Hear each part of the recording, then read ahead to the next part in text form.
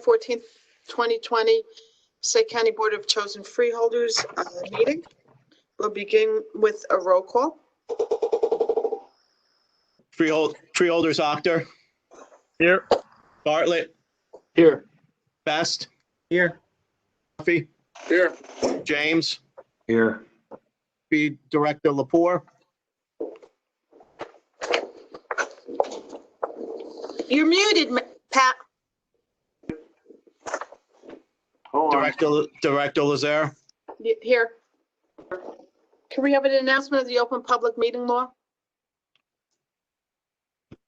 Take notice, the Passaic County Board of Chosen Freeholders on January 6, 2020 adopted resolution number R-2020-0001, which calls for the location of the conference and regular meeting scheduled for Tuesday, June 30th, Tuesday, July 14th, and Tuesday, August 11th at 5:30 p.m. and 6 p.m. respectively. Pursuant to Administrative Order number 20-01 issued by the Passaic County Administrator, closing the administration building to non-essential personnel and to the public effective March 18, 2020 at 8:30 a.m. The board is canceling the conference agendas for these following meetings and shall hold a regular meeting at 6 p.m. with no members of the public physically present, as authorized under NJSA 10:4-12A.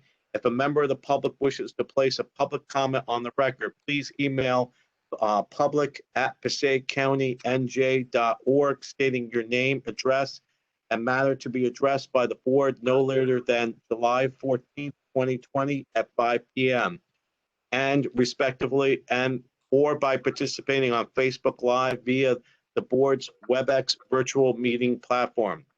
The clerk of the board shall read same into the public record. Moreover, some members of the board may participate telephonically pursuant to the board bylaws in compliance with NJSA 10:4-12-1 et sec. Official action will be taken and was published both in the Herald News and the Bergen Record, and is on file with the county clerk. Thank you. Can you stand for the invocation?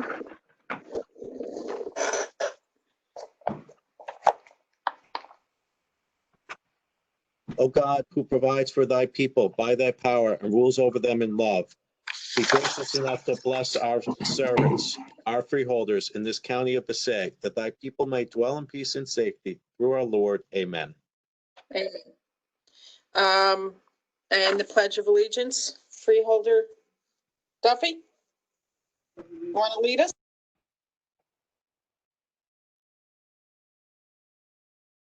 Pledge allegiance to the flag of the United States of America, and to the republic For which it stands, one nation. Under God, indivisible, with liberty and justice for all. Thank you. And a moment of silence to remember all the men and women who have died while serving in the United States Armed Forces.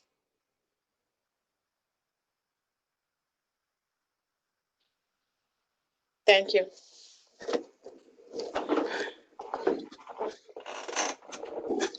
Do you have a motion to approve the minutes of June 30th, 2020? Make that motion. Second. Roll call. motion made by Freeholder Best, and who was it seconded by? Motion made by Freeholder Duffy, seconded by Freeholder Best. Okay. How you doing, T?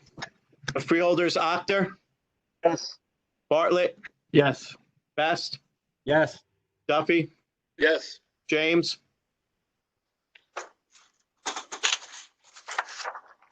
Deputy Director Lepore, Yes. Director Lazare. Yes. Can I have a motion to suspend the regular order of business? So be it. Director, Yes. we have that, can we add the proclamation to the American? Oh, okay, yeah, sure. Can I have a motion to approve the proclamation? So moved. COD. So moved. Second. Motion made by Freeholder Duffy, seconded by Lepore. Freeholders, Actor, Yes. Bartlett, Yes. West, Yes. Duffy, Yes. James, Yes. Deputy Director Lepore, Yes. Director Lazare. Yes, we're going to read the proclamation during the freeholder reports. Yes. Okay. Can I have a motion to suspend the regular order of business? So moved. Second. Freeholders, Actor, Yes. Bartlett, Best, Yes. Duffy, Yes. James, Yes. Deputy Director Lepore, Yes. Director Lazare. Yes. Do you want to read guarantee resolution 2020-05? Resolution authorizing the guarantee by the County of Passaic, New Jersey, of payment of principal of and interest on the governmental loan revenue bonds, Series 2020, Passaic County Guaranteed City of Patterson Project of the Passaic County Improvement Authority in the aggregate principal amount not exceeding $37 million. Can I have a motion to open the public hearing on guarantee resolution 2020-05? I'll move it. Second. Freeholders, Actor, Yes. Bartlett, Yes. West, Yes. Duffy, Yes. James, Yes. Deputy Director Lepore, Yes. Director Lazare. Yes. Does anyone present desire to be heard on guarantee resolution 2020-05? Or anybody from the public? Seeing no one there, move to close the public portion. Second.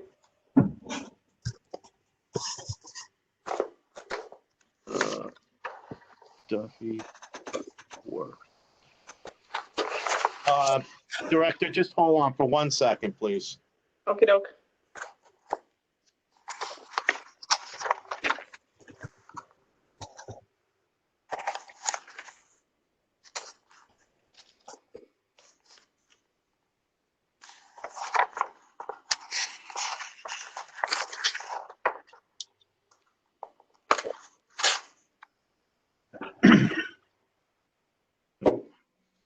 All right. Roll call. Freeholders, Actor, Yes. Bartlett, Yes. Best, Yes. Duffy, Yes. James, Yes. Director Lepore, Yes. Director Lazare. Yes. Can I have a motion to resume the regular order of business? Make that motion. Second. Yeah, Director, we need to vote on the actual motion. We have Oh, to sorry. guarantee. I missed that. Motion I'll to move, I'll adopt. move the motion, Director. Excuse me? I'll move the guarantee resolution, Thank you. Director. Second. Director, before you take a roll call, I just want to make everyone aware, on Friday evening, the Patterson City Council needed to adopt a resolution agreeing to the form and sale of these bonds. They did not have a quorum in order to pass that resolution. So they have their next meeting, I believe, is the 21st, a week from today, which the resolution will be on their agenda again.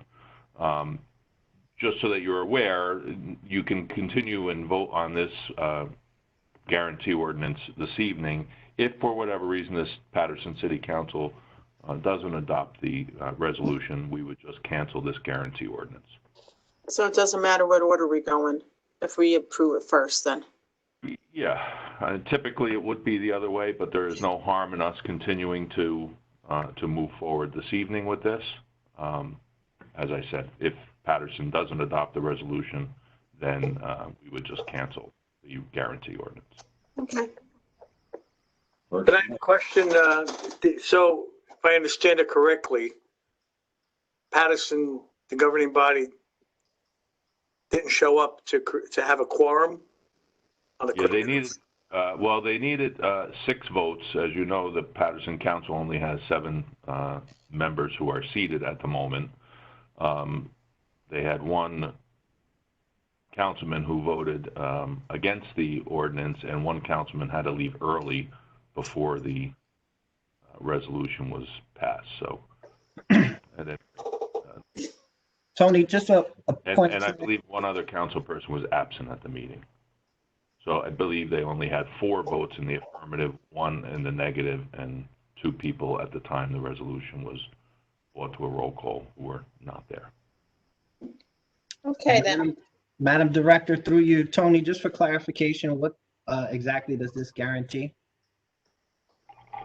It's in 2 parts, Freeholder. The first is converting notes that we guaranteed last year into permanent bonds. So there's some old money, and then there is I believe it's $15 million thereabouts of new money, which we're also requiring the city of Patterson to go out and sell bonds as opposed to notes. Once they sell the bonds, it falls under the Qualified Bond Act, which gives the county of Passaic and its taxpayers an extra layer of security for the transaction. Thank you, sir. You are welcome. Anyone else have questions? No. No? So we can go to the motion to adopt guarantee Yes, resolution 2020-05. the motion's already been moved by James and Lepore, Okay. and we will do the roll call. Freeholders, Actor, Yes. Bartlett, Yes. Best, Yes. Duffy, Yes. James, Yes. Deputy Director Lepore, Yes. Director Lazare. Yes. Okay, before we go to freeholder reports, I'd like to open up the floor to Dr. Gunghill for her report. And actually, Director, I think we need a motion to resume the regular order of business also.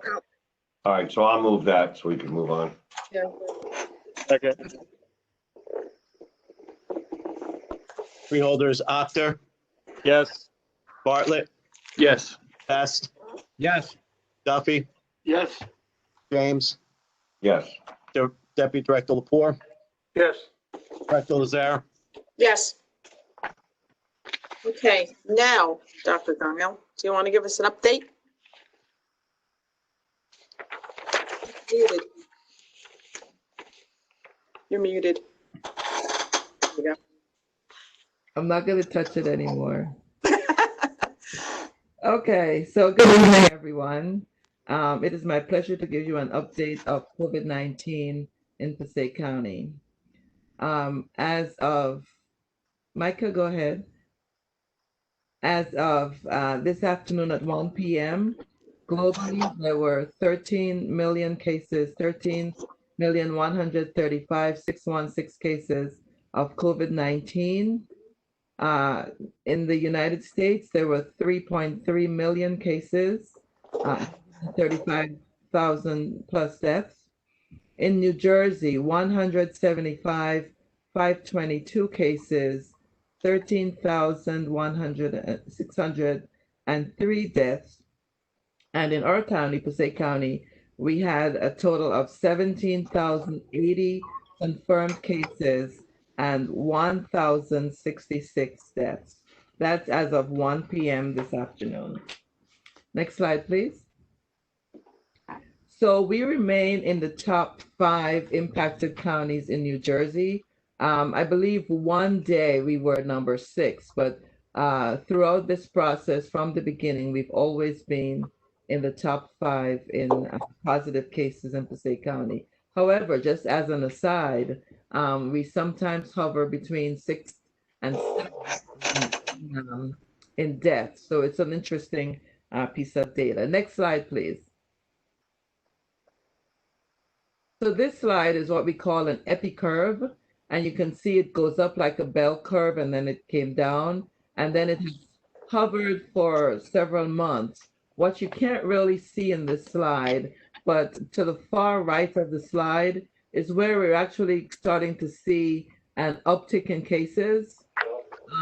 And, you know, between 14, I believe the most we had was about 30 cases in one day in Passaic County. So there is an uptick.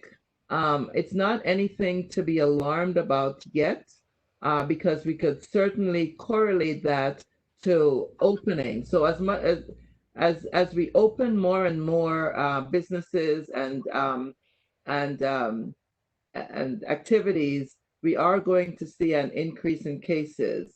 As long as we keep track of it, as long as we do case investigations, contact tracing, and continue testing, we can keep that level down. But it's to be expected because we went from nothing being open to gradually opening. But the numbers, again, they're not alarming, but we still need to keep track of it. Next slide, please. So this slide, and thank you to the freeholders who I know went behind the scenes and were able to procure for us the data from the 5 missing municipalities. So on this slide, you're seeing every municipality in Passaic County. And this slide shows the burden of cases by municipality. And as you can see on your far left, Patterson has 39% of all of the cases in Passaic County, followed by the city of Passaic and then the city of Clifton. So the large municipalities, of course, you can see Wayne right there with 8%. So you can see that 4 municipalities have a great majority of cases in positive cases in the county. Next slide, please. So this slide is showing the total COVID deaths by municipality. And again, you can see the city of Patterson with 30% of the deaths, followed by Passaic City, which is 20% of the deaths. I want, Micah, could you go back to the previous slide, please? I want to just show something. Okay, so you can see that the burden of disease, i.e. the number of cases, the percentage of cases by Patterson is 39%. And again, 39 and 19 by Passaic City, Clifton with 16. Micah, show me the next slide again.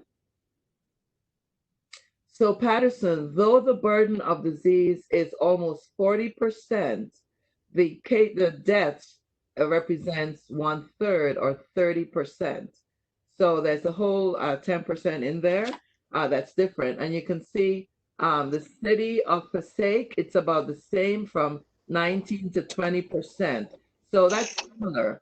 Wayne, on the other hand, which was number 4 in the previous slide, Wayne showed positivity of, excuse me, of 8% of the cases, but Wayne is showing 17% of the deaths. Clifton, with 16% of the cases, is showing about, it looks like 18% of the deaths. So I just want you to see that because we're going to talk a little bit more about Wayne as we move on. Next slide, please. All right, so this is the breakdown by gender. So you can see that female in, this is deaths now by gender. Female is 40%, male is 58%, and 2% we have no data on the gender. And the next, the pie chart shows the breakouts in decades. Next slide, please. All right, so this is an overall view of Passaic County. A couple of freeholders had asked about providing the data per capita, and so we did some calculations. So this population number is based on estimate by the U.S. Census for the year 2018. So using that data, and we use that number going forward. And let me just at this moment pause to thank Saida Islam, one of my staff who works with me to get this beautiful PowerPoint together every time. So thank you, Saida. So this is the total population, and the positive cases per capita is 3%. So 3% of the population have tested positive. Now, of those 3% that have tested positive, the fatality rate is 6%. So 6% out of all of the sick people have died. The mortality rate, which looks at the overall death by COVID-19 in Passaic County for the period that we have, is 2 persons per 1,000 population. All right, so this is showing you per capita. It's showing you how people are dying from COVID, 6%, and it's showing you overall the mortality rate is 2 per 1,000 population. Next slide, please. Dr. Gungil, could we just look at that slide one more time? Because just a question. So Yes. when we're saying 3% per capita, but isn't that the assumption that all 503,000 people were tested? No, it's the assumption that as you're looking at it, this is what the entire population is, and these are the cases from the entire population. That's what it means. It does not, if I were to look at the numbers per tested, it's going to be different. That's going to be a positivity rate that we're looking at. This does not look at positivity rate. Okay. But we don't have, sorry to interrupt, but Dr. Go, we don't actually have the true number of total tests or the true number of residents who've gotten tested, right? Because of the different avenues for testing and all that. We have some numbers of tests, but we don't have all, and we won't have all for a while because it takes a while for the numbers to get into the system. But at this point, you can be tested at private facilities too, couldn't you? So I mean, we wouldn't have that information, would we?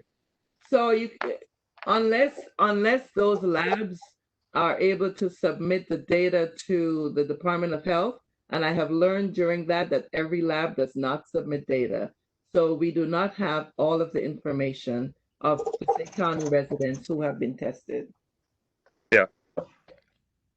Why are they allowed to do that? I can tell you that during our daily meetings with the Department of Health, I have heard from myriad health officers and other staff that several of the labs are not submitting their data because they're not affiliated. I know, for example, that in Clifton, one of the, well, perhaps I shouldn't say that online, but yes, that is something that we have learned. The larger labs already have agreements in place, so there is a process in place. But I know that I have personally also connected labs with DOH in order to get them on board with providing the numbers. So yes, there is a whole cadre of testing that is taking place for which we don't have the specific data. But hopefully by the time we get through all of this, we will have many more options and a better idea of the extent of testing in our community.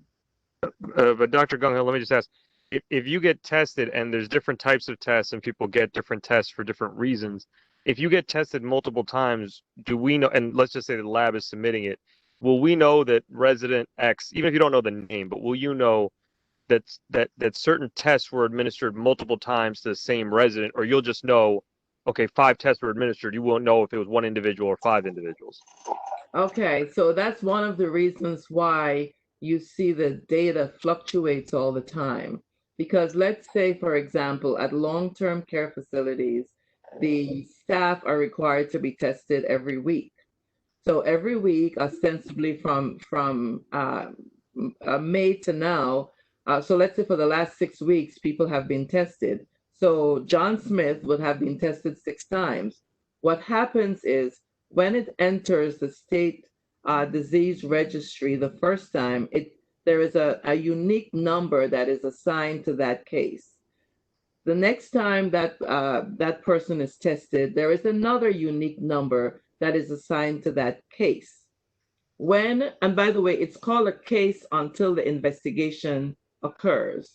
When the public health individual of that municipality begins their disease investigation, they're going to see that John Smith, who lives at 15 Madison Avenue, with the same birth date as John Smith, who was tested on May 15th, is tested on May 22nd, is tested on May 29th, what we will do, the disease investigator will do, is do what we call merging. So they would merge the cases and put them to that one individual.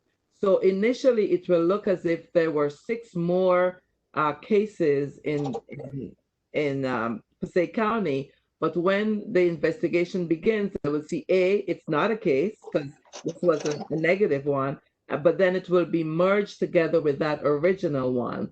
So we do need identifiers like date of birth, addresses, name, and so on to do the merging. So that's why throughout this whole thing, I've been saying over and over that the raw data is raw until long after this outbreak, when we will have more precise data to explain the outbreak. Does that make sense?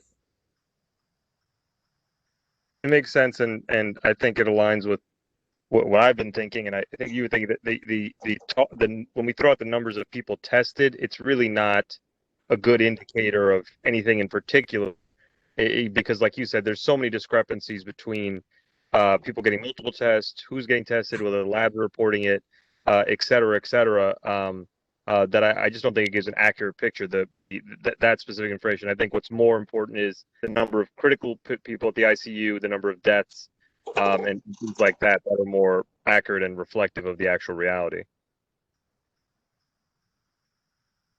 So I mean, I think all of it helps to paint the picture, and an important piece of community investigation is the testing piece. We have to sort of saturate the community with tests in order to get a better idea of how the disease is spread in the community. And also we'll have the ability to quarantine and to follow up with contacts, because every case, though I agree that it is important to have the data for hospital admissions and people in ICU and people on ventilators, but there is also a whole population of people who are asymptomatic. There are people who are mildly symptomatic, but if we have that data, we could isolate them so that they don't continue to spread disease. So that is also part of the picture of the indicators of how a disease is spread in the community.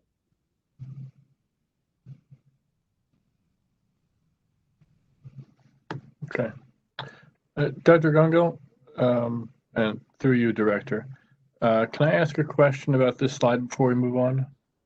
I want to make sure that I know what the numerator and denominator is in calculating these numbers. The cases per capita is positive tests over total population? No, number of positive cases per total population, yes. Okay, and the fatality rate is fatalities over Positives. positive tests? So fatality is number of deaths divided by population at risk. That would be the people who are tested positive times 100, because it's a rate, yes. Oh, okay, so that's deaths over positive tests. Yes. As a percentage. And then the mortality rate is deaths over total population?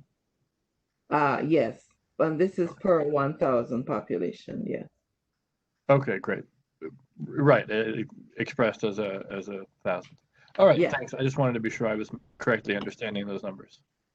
You're correct. Next slide, please.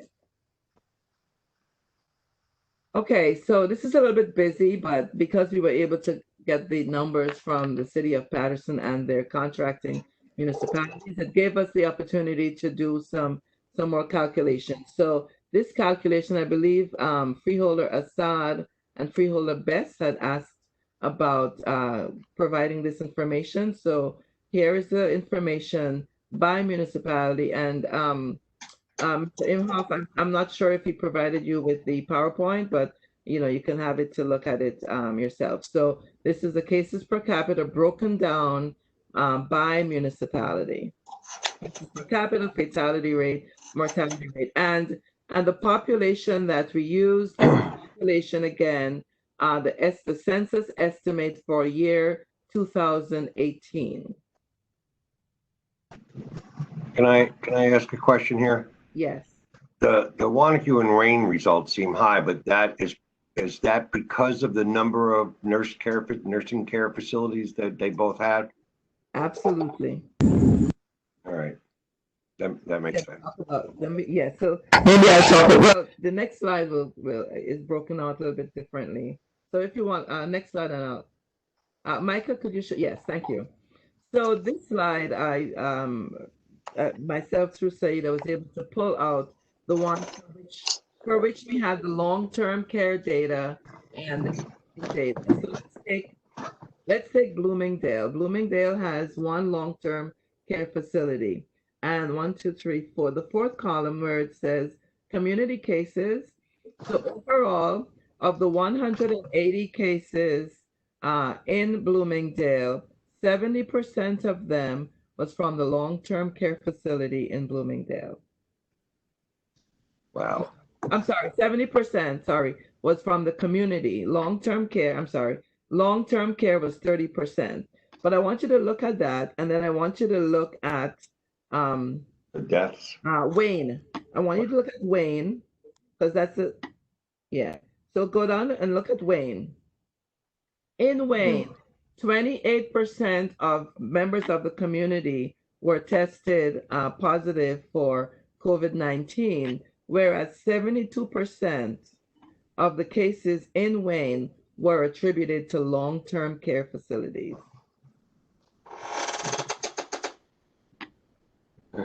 So it's quite dramatic when it's put in this kind of table. So you can see and I mean, obviously with Wayne, I believe there are maybe 13 long-term care facilities and 12 of them had outbreaks. So with the vulnerable population, it really skews the data and it shows it's such a large number of deaths, 183 deaths, but 72% were attributed to the long-term care facility. Okay, so you have a copy of this. And we just wanted to highlight the importance of how the long-term care is important in our data, but it's also important because once we remove the long-term care information from our data, we have a better idea of community spread and how we could impact community spread. It's good in a way because with the long-term care, we know that there are problems. We know that they're a vulnerable population, and we could target care. We can target how we respond, which is different in the community because there are so many asymptomatic or mildly symptomatic people in the community. So this is what this slide attempts to show. Does anybody have any questions on this? Dr. Gunga, let me thank you for putting that together town by town. This went beyond what I had hoped for and had asked for. So thank you very much to everybody who contributed to that. I think it's very illuminating. If you go back one slide in terms of without the long-term care, what I was interested in was specifically what our urban communities were being more hard hit than their percentage of population, right? That what more concentration of cases and deaths than their share of the population. And I don't see a significant, if I'm wrong, I don't see a significant correlation of that. Do you agree or disagree? And I'm just cursory looking at the data. Yeah, so the cases per capita would show you that, and then the mortality per 1,000 would show you that, and they're not disproportionately affected. You're correct. Okay. I think that's obviously it's not a a perfect situation by any means here, but I do think that illuminates something in terms of the way we talk about this and we look at this, because we have a very diverse county in terms of density, from some of the most densely populated communities to some of the least populated communities. And it seems that apart from the long-term care factor, that the density factor is not a huge indicator of how badly, the virus may affect a community. So yes, but here's the other piece that is not going to be on paper, and that other piece is testing itself. And I'd just like to make a plug here for anybody who is listening to please try to come out to our testing site. Our testing is free, and we can get some more data from those urban areas to understand it better, freeholder. So, so that I think we really need to get some data from the urban areas to have a better idea. But from the data that we do have, this is what it turns out to be. Thank you for that. Welcome. All right, next slide, please. So this is just a breakdown for the Patterson and the 4 municipalities that they cover. This is the data that we received. So it's in a different format than how we were collecting it. So I just put it in a slide so that you will have a better idea of what was provided. Okay. And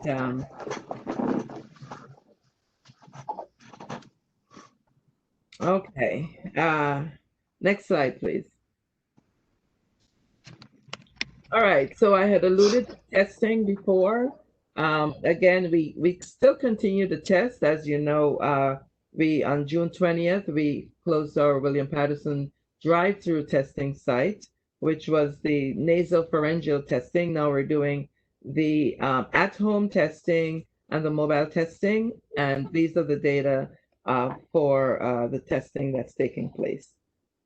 Excuse me. Next slide, please. And this is just a nice graphic of where we've tested. We've tested 4 times in the city of Patterson, and we're doing it by ward. So we've tested in 12 locations thus far. And as you see, it's over 4,000 persons were tested at these sites. The numbers on the bottom indicates the number of tests that were conducted in that municipality at that time.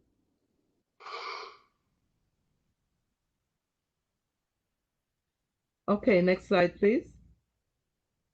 All right, so this is the last slide. And so I just want to say, to remind people to get tested. It's really a good way for us to have an idea, even though it's at that particular time that you're tested that we have that result. But for the ones who test positive, it can make a big difference in what happens next in their communities. So get tested. Don't forget to wear a mask or a face covering, and continue with all of the safety measures that you've been practicing for the last 4 months.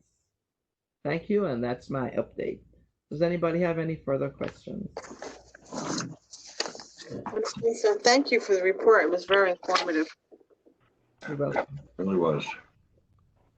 And Director, if I may, just a little update. As you know, because of all of your leadership, Passaic County has really been at the forefront of testing and coming up with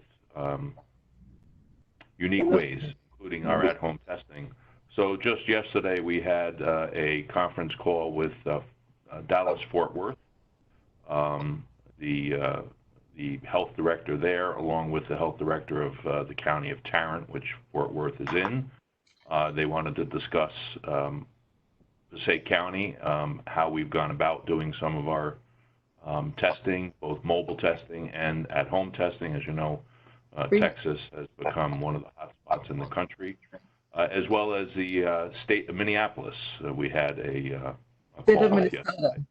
We're both very interested in what Passaic County is doing and how we've kind of been at the forefront of all of this. So I just wanted to update you.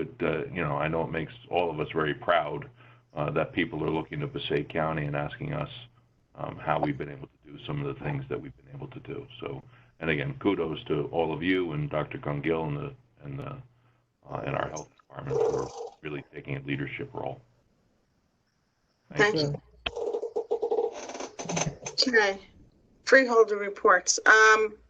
Yeah, I can't let a meeting go by without thanking the team that is really at the forefront. Tony, you know, you lead us during this whole pandemic, and I think we owe a lot to you and your administrative team that's been working on the COVID crisis, but also to our departments that have everybody's chipped in and helped, and everybody, I think their hearts are in the right place. And I know that we as a county are working so well together to try and help the people that live in our county. And I can't, and you know, our team of freeholders, you guys all work so hard. And I think what makes it work is that we work well together. And I think that's the key to why we're so successful. And I don't have the words to just thank you. And again, the team and everybody who's working here in the county to make sure that we help as much as we can. Okay, freeholder Lepore.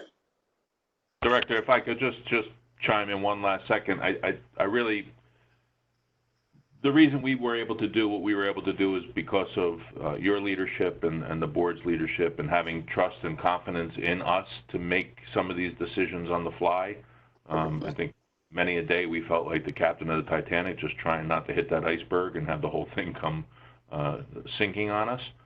But honestly, you guys, were such great support and had such confidence in everybody, the entire team, and the health department and county council and Kelly and Steve Orsini, and right down the line. I mean, the sheriff's department, everyone has really stepped up and pitched in where they can. And I know I'm missing people, and Lucinda, of course, has just been the rock of the county in Preakness Healthcare Center, and I'm so proud of the work that she has done there to keep our residents and our staff safe. But we really could not have had done it without the leadership of you, Director, and the entire board. So on behalf of all of the administration and my department heads, we thank you guys for having the trust and confidence in us. I will shut up now.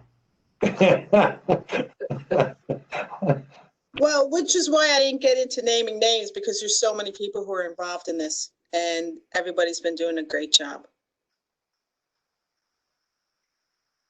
Freeholder Lepore.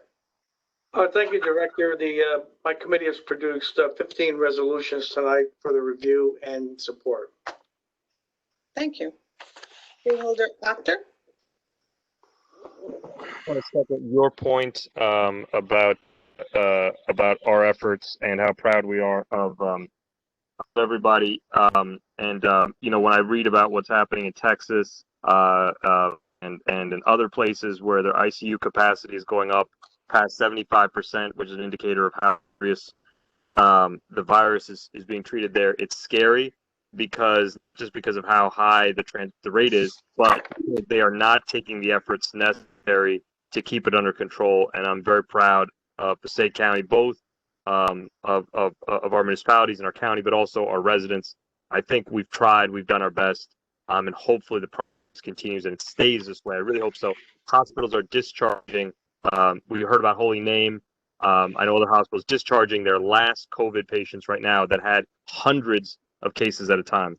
It's incredible what's happening. I can only hope and pray that it stays that way as we reopen things.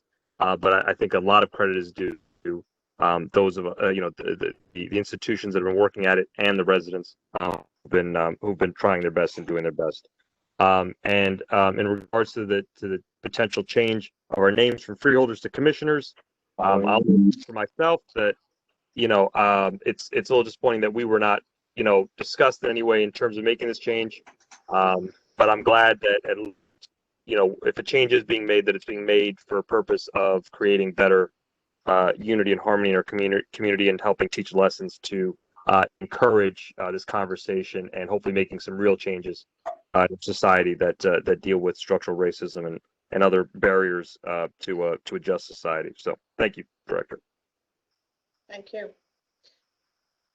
Okay, we're going to go out of order a little bit because we have a proclamation we want to present. So I'm going to ask Freeholder James to please, if you could, address the proclamation. Go ahead. All right, so on July 26th, it'll be the 30th anniversary of the passage of the Americans with Disability Act, which everybody knows as ADA.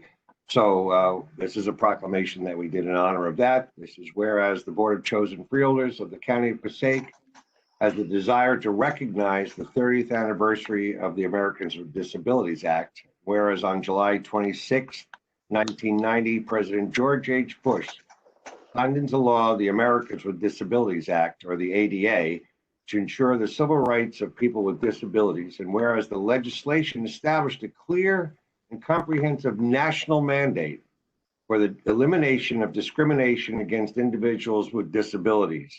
And whereas the ADA has expanded opportunities for Americans with disabilities by reducing barriers and changing perceptions, increasing full participation in community life. However, the promise of the ADA will only be reached if we remain committed and continue our efforts to fully implement the ADA. Whereas the 30th anniversary of the Americans with Disability Act, the Passaic County Board of Chosen Freeholders celebrates and recognizes the progress that has been made by reaffirming the principles of equality and inclusion and recommitting our efforts to reach full ADA compliance. And whereas the Board of Chosen Freeholders of the County of Passaic by resolution adopted May 21st, 1997, created the Advisory Council on Disability to advocate for individuals with disabilities. And whereas the Board of Chosen Freeholders of the County of Passaic, whereas the Advisory Council on Disability was formed to promote the inclusion and empowerment of people with disabilities within Passaic County and to advise the Board of Freeholders on ADA issues that impact the quality of life for people who live with disabilities. Now, therefore, be it proclaimed by the Board of the County of Passaic that it does hereby reaffirm its commitment to work towards full ADA compliance in Passaic County. Thank you. Freeholder Bartlett? Bartlett. Yes, thank you, Sandy. I want to follow on that by reading part of a statement that was sent in to us by Janice Sangle, who's the chairwoman of the ADA, of the Passaic County Advisory Council on Disabilities. And anyone who's seen our census commercial has seen Janice, but also anyone who's been around for a while has heard her advocacy and effectiveness on behalf of the disability community. So Janice wants us to know, as we celebrate the 30th year of the ADA, is that there are 5 titles of the ADA, 4 of which help people with disabilities access the same employment opportunities and benefits available to people without disabilities. Title 1 deals with employment. Title 2 deals with state and local government, specifically prohibiting discrimination on the basis of disability by public entities like us, whether we're freeholders or not. Title 3 refers to public accommodations and services operated by private entities. So anyone who provides services to the public is prohibited from discriminating against individuals with disabilities. And those accessibility provisions, from everything to parks to hotels to stadiums to restaurants, have really changed the life experience of people with disabilities over these last 30 years since the first President Bush signed it into law. Title 4 deals with telecommunication, requires telephone and internet companies to provide a national system of telecommunications relay services that allows individuals with hearing or speech disabilities to communicate over the telephone. And I think about just how far we've come in that area from when I was in college, around the time the ADA was passed, and the technology that my blind student who lived in my dorm had, as compared to the range of technologies that are there to support the disability community now. And it's really something tremendous. And that's important to remember, because we tend to think of people with disabilities in terms of people with permanent disabilities, but all of us, whether recovering from an injury whether veterans injured in service to the country, whether survivors of accidents, or whether we're someone born with a disability, we may very well need the services that the ADA guarantees to all Americans. So we should continue to educate ourselves about the ADA. We should, if you're a person with disability and you come across an issue, let our Disability Advisory Committee know, let us know, let the place that you're trying to access know that the ADA gives you a right to access that. In Passaic County, our ADA coordinator is Ken Herman at the Board of Elections. Each state and local government has to do self-evaluations and develop plans to ensure continuity of ADA compliance. And so he's the resource here in our county. And if you're a business, be aware of those obligations. So thank you to Janice for that write-up. Thank you to everyone who continues to recognize this. It was just a couple weeks ago we cut the ribbon on an accessible for all playground in Wayne. And our continuing commitment to that is something that I think we should be proud of, but also never satisfied with. Thank you. And Freeholder Best. Thank you, Freeholder Director. I have a statement that I would like to read to the record on behalf of the 19 African American elected county freeholders in response to the governor's proposal to change the name of freeholder. But before I do that, I just wanted to give a quick shout out to my mother, Elise Evans, who is a former assemblywoman and former freeholder director. I remember working on her first campaign probably in 2001 when she ran for freeholder. At the time, she was the president of the Patterson NAACP, and I was a freshman, sophomore in college who was just coming back to help her out. And I had no clue what a freeholder was. And when, even though I was a political science major, and when she explained to me what it was and how it affected her and how she felt about it, originally being from the South, being an African-American woman, having experienced segregation, her schools were segregated, having experienced all the things that she experienced, and then to have to deal with that term, she told me was like a double-edged sword. She said that she was both disappointed and proud at the same time. Disappointed that we still use the term, but proud of the fact that even though the term was never intended for her, that through her hard work and the hard work of the people who came before her, she was able to obtain that office and that position, again, that was never intended for her. So, she's still alive. She's not too far away, and I doubt that she's watching this right now because she has better things to do. But I do want to give a quick shout out to my mom, Assemblywoman Elise Evans, about this. So with that being said, last week, the freeholders, African-American freeholders in the state decided to get together. Freeholder Angela Garrison from Union County actually put the call together. It was the first time that we've all kind of got together. So thank you, Zoom, for that. And we were all in agreement that it was time for it to change. We were not all in agreement of what it should be changed to, but the fact that the time has come for it to change was there, and we prepared this statement that I would like to read now. New Jersey Black County elected officials who are currently known as freeholders stand united to remove this term from the state's government and political lexicon. We established an alliance that will address key issues and needs Black communities within our counties and state. The origin of the title runs afoul of the ideals of equality and the fulfillment of humane potential for all people. We join many who condemn the centuries-old state law that was born out of a period in which exclusivity, misogyny, racism, and privilege reigned. As the period of our history has ended, so too must the title freeholder come to an end. As the opposition may argue, changing the name is indeed symbolic. The change itself symbolizes who we are and what we believe in as a people.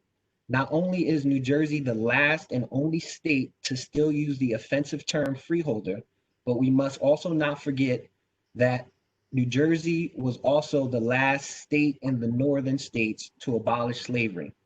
Making the change right now is a symbol of our evolution. Resistance to this important change is a symbol that there is a dismissal of the role that symbolic acts have played in making historic, systematic change in our country. This sentiment has no room among our political landscape. That said, every effort made by the governor, the lieutenant governor, and Senate president, who are both former freeholders, and the Assembly Speaker, and the many other elected officials and supporters of this change is invaluable. Any attempt to make this issue a political football against the governor is an insult and ignores the incredible impact of this moment. Removing the offensive and outdated term of freeholder is one of the big steps in the right direction. The time has come to do what is right for the state of New Jersey. And this letter was signed by all 19 African-American freeholders in the state of New Jersey. Freeholder Director, I thank you for the time for allowing me to read that into record. Thank you for that. Good job. Okay, and Freeholder Duffy. Yes, Director, thank you. Great statement, TJ. Yeah. I have a number of items in front of the board. I suspect you'll all vote positive. Basically, it's moving forward. The planning department is up and running smoothly, thanks to our director, Michael. But let me ask you this, Director. Does it seem to me, with this, does it seem like Freeholder Assad is waiting for a bus outside somewhere? Is somebody pick him up? So that being said, great to be on board. Thank you. It's so good to have you on video again, Terry. Yeah. Oh, it's a pretty nice bus stop. Terry, you don't understand. It's more like I've been kicked out than I'm being waiting. I don't want to bring that up, Freeholder or Commissioner. Yes. I'm surprised your neighbors aren't playing that loud music in Eastside Park right now. So started yet. The fireworks haven't started. you have a great porch. I'm waiting for you to invite us over for lemonade after we take our walks in Eastside Park. So Why not? Yes. Oh, that's pretty good. Okay. We'll move on to the oral portion of the meeting. Can I have a motion to open up the public portion? So moved. Second. Roll call. Who made the second? I did. Duffy. Okay. Freeholders not there? I guess you get on a bus. Bartlett, Yes. Best, yes.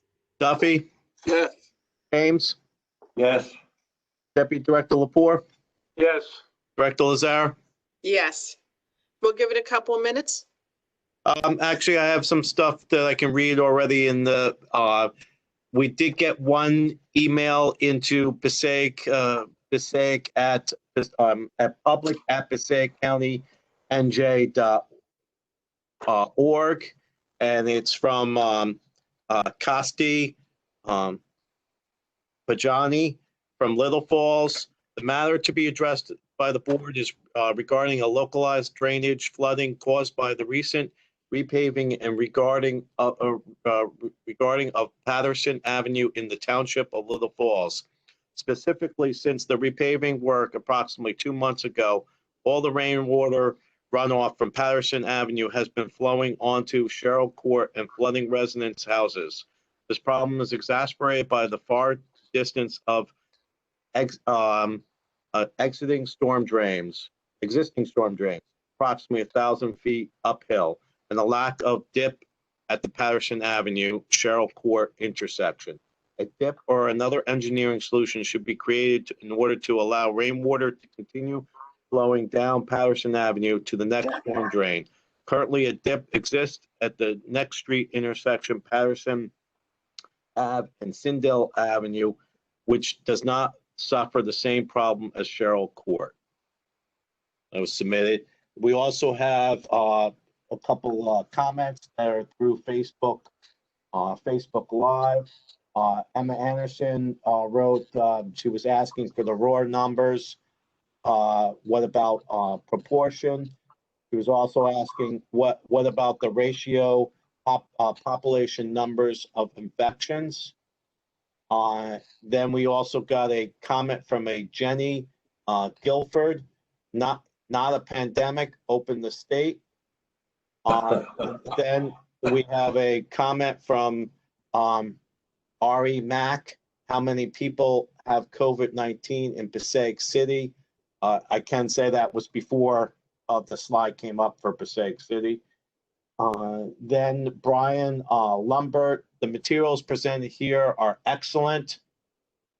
Karina Cortez, are doctors allowed to do indoor COVID testing? Janice Sangel, just wanted to thank you again for recognizing the 30th anniversary of ADA. And Schnackenberg has comment, basketball court has reopened, but concerned about close groups of observers without masks at courts such as Garrett Mountain and Weaselbrook. Also, state regulations on outdoor mask use has changed. Will signage be reflecting this? No, none visible at Garrett entrance regarding guidance on mask wearing. Only some of the garbage cans, not sure about other parks.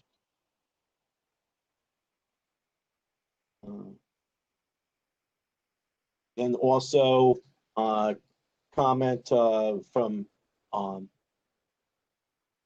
Yocobel D. La Cruz. How many days does it take for results? But that was already answered by Passaic County.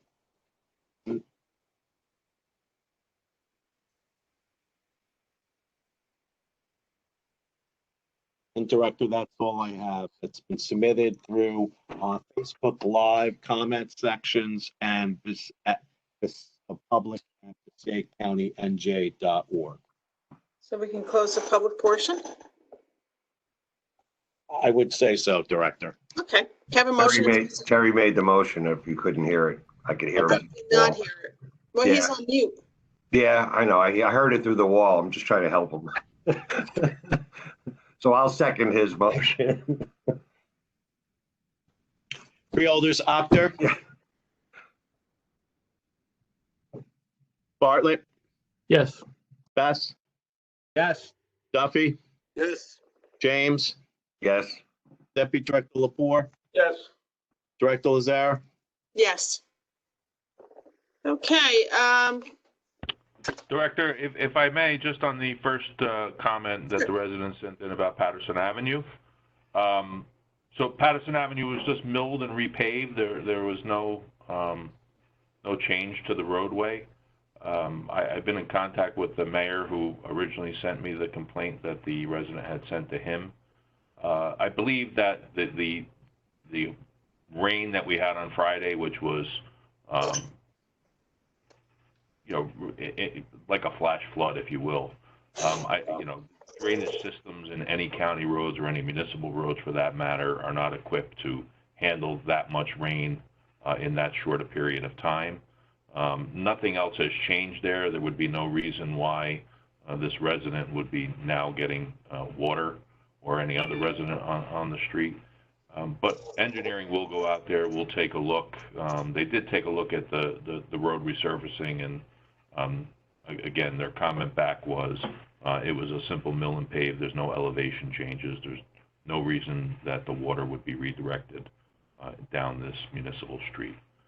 But we will take a look at the drainage, make sure that it's clean and flowing properly. But I think anyone who may have been out on that Friday would have seen, most roads getting flooded and people getting water where they never had water before. thank you. Thank you. Okay, our county council. Do we have any late starters, amendments, anything? Director, no, there's no late starters, no amendments, no need for executive session. I just remind the freeholders that if anyone wants a item on the consent agenda to be voted on separately, to make that appropriate motion to take it out through the director. There was an addendum to the personnel agenda that will need to be voted on when we get to that. I'm sorry, Tony, I didn't hear that. I said there was 2 items that Leslie sent on the personnel agenda earlier today. So when we get to the personnel agenda, we'll need to add those to the personnel agenda. Okay, I actually didn't see them, so. Yeah, one was, Director, one was the health department. We hired that epidemiologist. It went through finance, but I think with the change in HR, it never made it onto a freeholder agenda. I saw them, and the other one was for the Board of Was for Elections. Shona at the superintendent. Oh, yeah, I saw that, okay. To hire an intern to catch up on the work that they've fallen behind on with the elections. Okay. Can I have a motion to accept N1 through N49 consent? I'll move it. Second. Motion made by Freeholder James, seconded by, was that Freeholder Lepore? Yes. Yes. Freeholders Actor, Yes. Bartlett, Yes. Best, Yes. Duffy, Yes. James, Yes.